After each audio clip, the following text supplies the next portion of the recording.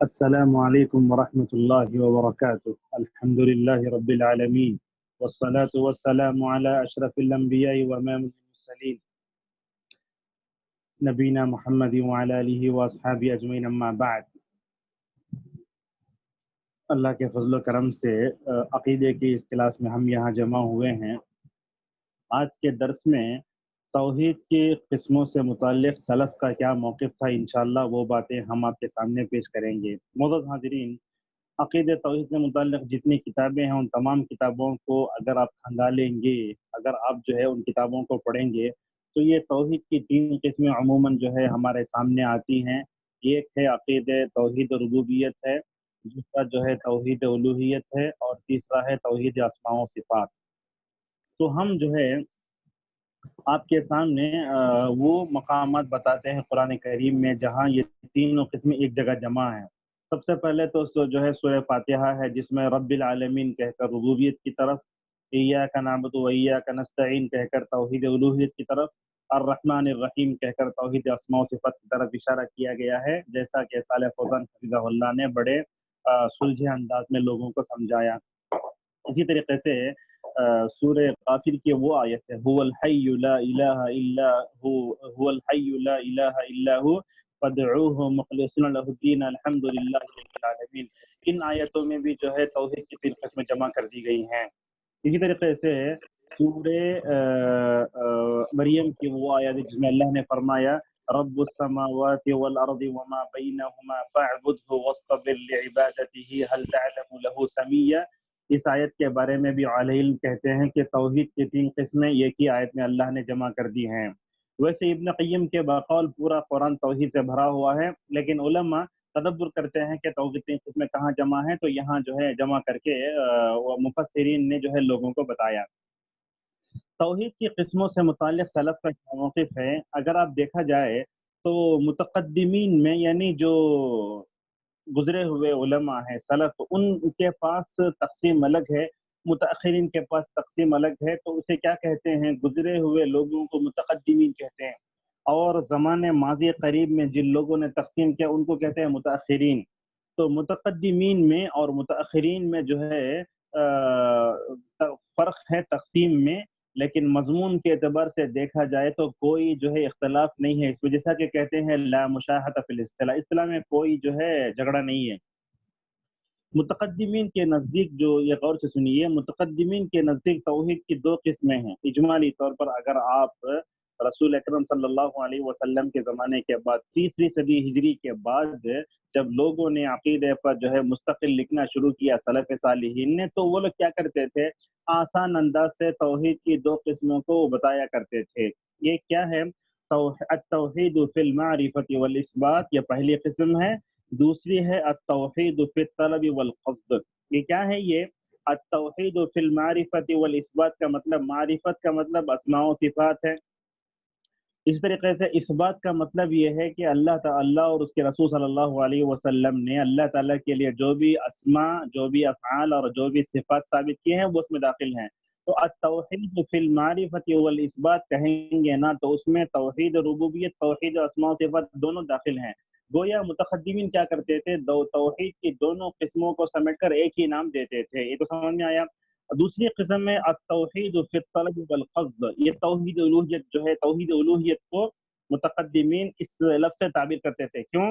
طلب اور قصد کا کیا معنی ہے، وجہ تسمیہ بیان کرتے ہوئے اہل علم نے کہا کہ توحید الوہیت کو التوحید فی الطلب والقصد اس لیے کہا گیا کہ بندہ اپنے دل سے، اپنے زبان سے، اپنے سارے اعضاء سے عبادت کرتا ہے اللہ تبارک و تعالیٰ کی، اور اللہ تعالیٰ کی رضامندی اور اس کی مرضی کو حاصل کرنا اس کی زندگی کا مقصد ہوتا ہے۔ تو لہٰذا عبادت صرف اللہ کی ہے، اور ساری عبادت کرتا ہے تو ریاکاری کے لیے نہیں، دکھاوے کے لیے نہیں، نام و نمود کے لیے نہیں، بلکہ اللہ کی رضا کو پانے کے لیے کرتا ہے۔ یہ تو ایک قسم ہوئی، ایک تقسیم یہ ہوئی متقدمین کے نزدیک ہے۔ اب جو ہماری عام کتابوں میں، عقیدے کتابوں میں جو اہل سنہ والجماعہ کے علماء نے لکھی ہیں، اس میں توحید کی تین قسمیں ہیں، ایک ہے ربوبیت، ایک ہے الوہیت، اور ایک ہے اسماء و صفات۔ اس کی تعریفات آگے آئیں گی۔ سوال یہ ہے کہ متقدمین نے کیا کیا، توحید کو دو قسم میں تقسیم کیا، یعنی تینوں ربوبیت، الوہیت، اسماء و صفات کو دو قسم میں تقسیم کر دیا۔ لیکن بعد کے علماء نے کیا کیا، اس کو 3 قسموں میں تقسیم کیا۔ یہ 3 قسموں میں تقسیم کرنے کی ضرورت کیوں پڑی؟ اہل علم کہتے ہیں کہ گمراہ فرقے جو ہے توحید کے بارے میں معاشرے میں شوب و شبہات پھیلا رہے تھے، ایک وجہ۔ دوسری وجہ یہ ہے کہ دو تو قسموں میں سے 3 کو سمجھنا لوگوں کے لیے شاید مشکل تھا، اسی لیے ابہام کو دور کرنے اور اس میں تیسیر اور آسانی کا جو ہے پیدا کرنے کے لیے شاید علماء سلف نے توحید ربوبیت، الوہیت اور اسماء و صفات کی طرف جو ہے تقسیم کی ہے۔ لیکن بعض گمراہ فرقے کیا کرتے ہیں کہ 3 قسمیں نے، توحید کی چوتھی قسم بھی ہے، نعوذ باللہ من ذالک۔ توحید کی 2 قسمیں بیان کی، اس میں تینوں آ گئے، اور بعد جب ابہام کو دور کرنے کے لیے، آسانی پیدا کرنے کے لیے علماء سلف نے کیا کیا، اس کو 3 قسم تقسیم کی، 2 سے 3 ہوا، اور بعض نے تو کہہ دیا کہ توحید کی چوتھی قسم بھی ہے، جس کو کہا توحید اتباع اور توحید الحاکمیہ۔ یہ توحید الحاکمیہ کیا ہے، انشاءاللہ آگے جو ہے ہم اس کو اس کی طرف اشارہ کریں گے۔ یہ پہلی قسمیں جو ہے 2 قسم ہی متقدمین کے نزدیک، دوسری قسم میں 3 قسمیں ہوئی۔ اب تیسری قسم بعض لوگوں نے جو ہے توحید کی چوتھی قسم بھی بیان کی، توحید الحاکمیہ، یہ 4 ہوئے۔ اب اس کے بعد ہم نے سلفی کتابوں کو دیکھا تو توحید کے وہی ربوبیت، الوہیت، اسماء و صفات ہے، لیکن نام بدل کے ہیں۔ بعض کتابوں میں دیکھا گیا التوحید العلمی الخبری، اس میں ربوبیت بھی، اسماء و صفات بھی ہے، ذرا غور سے سنیے، التوحید العلمی الخبری، اس میں کیا ہے، توحید ربوبیت بھی ہے، توحید اسماء و صفات بھی ہے۔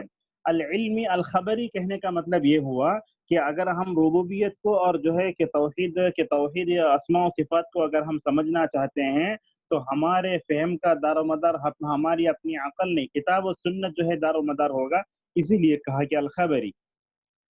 توحید کی دوسری قسم بیان کیا کہ التوحید الارادی الطلبی، یعنی الوہیت ہے، جیسا کہ الارادی کا مطلب یہ ہوا کہ بندہ جب عبادت کرتا ہے تو اللہ تبارک و تعالیٰ کی رضامندی اسے مقصود ہوتی ہے۔ یہ بھی تقسیم آپ کو جو ہے ملے گی، لیکن یہ بھی ربوبیت، الوہیت، اسماء و صفات کے ارد ہی گھومتی ہے، بس نام بدل کے ہیں۔ بعض لوگ القولی ہے، اس میں ربوبیت، دوسری ہے توحید عمل، جس میں کیا کرتا ہے، مکمل طور پر نماز پڑھتا ہے، یہ اللہ تبارک و تعالیٰ کے لیے بجا لاتا ہے، اس کو توحید عملی کہا گیا ہے۔ آپ توحید کی کوئی بھی قسمیں دیکھیں تو اس میں 2 پہلو آپ کو نظر آئیں گے، ایک تو تصدیق کا پہلو ہوگا، دوسرے اللہ کی اطاعت کرنے اور عمل کا پہلو ہوگا۔ اس لیے سب سے پہلے ہمیں علم حاصل کرنا چاہیے توحید کا، بعد میں عمل کرنا چاہیے۔ توحید حاکمیت کے بارے میں کچھ باتیں ہم آپ کے سامنے کہنا چاہیں گے کہ توحید الحاکمیہ کب شروع ہوئی۔ یہ سوال جو ہے علامہ ابن عثیمین کے ایک مشہور شاگرد ہیں عثمان الخمیس، ان سے پوچھا گیا تو انہوں نے کیا جواب دیا، کہا کہ یہ توحید الحاکمیہ، یہ توحید الاتباع، یہ سلف کے اندر نہیں تھی، بعض نے لوگوں نے کیا کیا، اس کو گھڑا ہے۔ حالانکہ توحید حاکمیت کا مطلب یہ ہوتا ہے کہ اللہ تعالیٰ ہی حاکم ہے، وہ احکم الحاکمین ہے، اور الیس اللہ بحکم الحاکمین، اللہ تبارک و تعالیٰ ہی سب سے بہترین فیصلہ کرنے والا ہے۔ یہ تو اللہ تعالیٰ کو حاکم ماننے کی جو بات ہے وہ توحید ربوبیت میں داخل ہے، الوہیت میں داخل ہے، اس کو الگ کرنے کی ضرورت کیا ہے؟ تو لہذا عثمان الخمیس حفظہ اللہ کہتے ہیں کہ اس کو ظاہر کرنے کی ضرورت نہیں ہے۔ بعد میں کہا توحید حاکمیت جو لوگ ظاہر کرتے ہیں گویا وہ ایسے لوگ ہیں جو تکفیر کے قائل ہیں، دوسروں کو ہمیشہ کافر بولنا، جیسے کئی لوگ ہمارے زمانے میں ہیں کہ لوگ اپنی کتابوں میں لکھتے ہیں، جو لوگ تکفیر کے قائل ہوتے ہیں وہی لوگ کیا کرتے ہیں، یہ توحید حقوق حاکمیت کی بات کرتے ہیں۔ اور اسی طریقے سے جب کیا ہوا، حاکمیت کو مانتے ہیں اہل السنہ والجماعہ، لیکن اس کو الگ سے ذکر نہیں کرنا چاہیے۔ ابن عثیمین رحمۃ اللہ علیہ سے پوچھا گیا کہ توحید الحاکمیہ کو کیا ہم توحید کی چوتھی قسم بنا سکتے ہیں، تو کیا کہا، ھذا باطل، کہا کہ یہ باطل ہے۔ کیوں؟ اس لیے کہ توحید جو حاکمیت کا جو اللہ تعالیٰ حاکم ہے نا، یہ خود توحید ربوبیت میں داخل ہے۔ جب ہم توحید ربوبیت کی بات کرتے ہیں تو ہم کہتے ہیں کہ اللہ تعالیٰ اکیلا مدبر کائنات ہے، وہ اللہ تعالیٰ اپنی تخلیق میں، اپنے کائنات کو سنبھالنے میں اکیلا ہے۔ تو جب توحید ربوبیت میں جب داخل ہے تو اس کو الگ کرنے کی ضرورت کیا ہے؟ اور کہا جو آدمی توحید حاکمیت کو الگ سے ذکر کرتا ہے گویا وہ کیا کر رہا ہے، دوسری توحید کی قسموں کو الگ کر رہا ہے۔ حالانکہ تو دوسری توحید کی قسموں کا انکار کر رہا ہے. اللہ تبارک و تعالیٰ نے کہا الا لہ الخلق والامر تبارک اللہ رب العالمین. خلق میں اللہ کو ہم اکیلا مانتے ہیں کائنات میں، تو حکومت جو ہے حکم میں بھی اللہ تعالیٰ حاکم ہونا، اللہ تعالیٰ حاکم ہے، اس معنی میں بھی ہم اللہ تبارک و تعالیٰ کو اکیلا مانتے ہیں. لہذا توحید حاکمیت کہنا یہ بدعت ہے، منکر ہے، گمراہی ہے، اور ہر گمراہی انسان کو جہنم میں لے جاتی ہے. اسی طریقے سے عبد المحسن عباد حفظہ اللہ سے پوچھا گیا کہ توحید حاکمیت کے توحید کی چوتھی قسم ہے.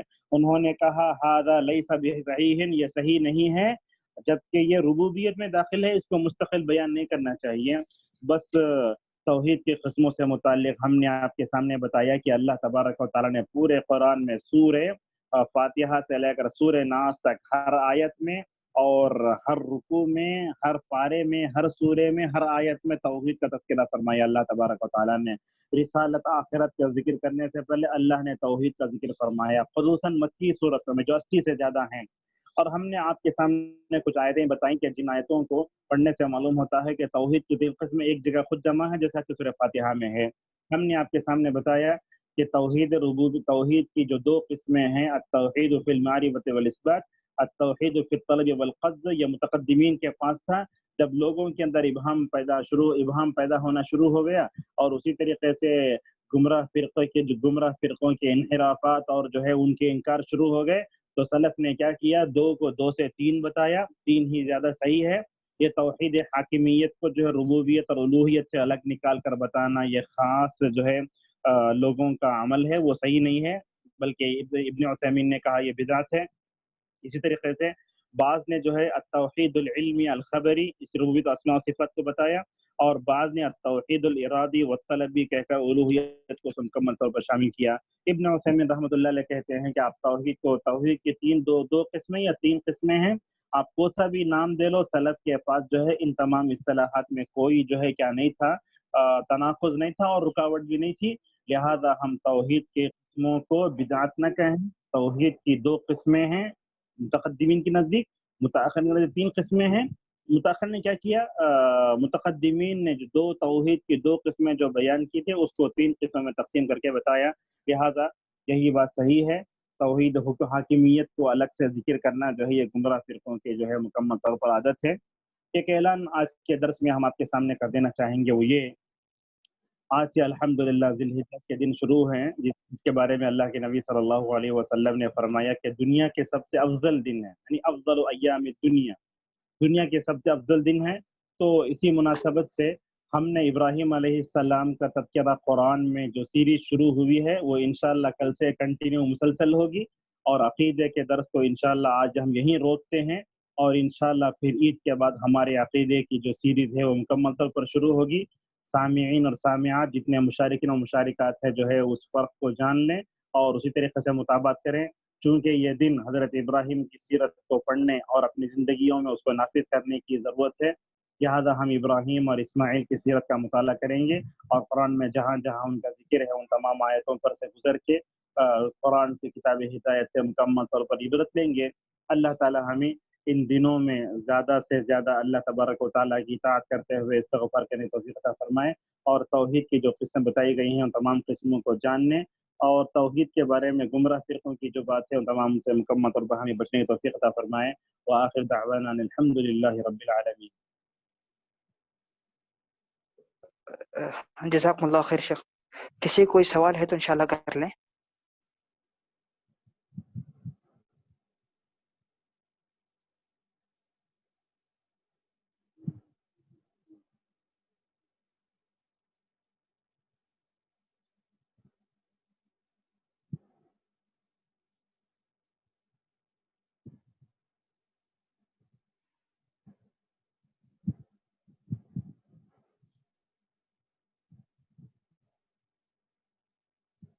بارک اللہ فیکم.